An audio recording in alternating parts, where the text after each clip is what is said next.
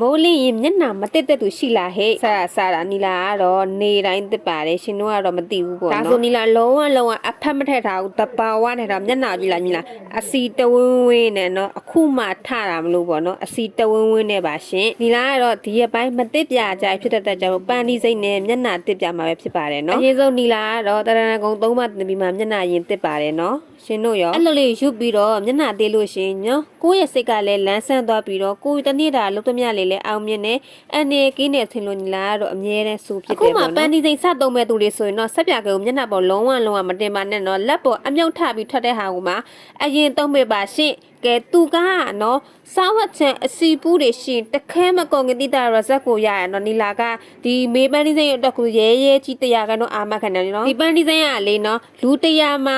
69ယောက်တဲ့တယ်နော်ပြီးကြတော့ bad review မရှိတဲ့ပန်းဒီစိတ်မှာနော်အခဲလေးကတေးလေးမှုနော်အထင်မသေးနဲ့ပြည့်သူ့ရဲ့ဒူးတဲ့အားကလည်းကြီးတယ်လို့သူ့ရဲ့ပါဝင်တော့ကလည်းဘယ်ပစ္စည်းနဲ့မှမတူပါဘူးရှင်ရှင်တို့ဒီပြည့်ဆက်ပြခဲကိုသုံးပြီးတော့မှမကျင်နဲ့တော့ဆိုဟောဒီပန်းကြီးတစ်ခဲကိုဒါတော့နော်စားဝတ်ချက်အစီကိုပြောချင်တဲ့ဆိုရင်ဟောဒီတစ်ခဲကိုဒါအမြန်ဆုံးသုံးလိုက်ကြ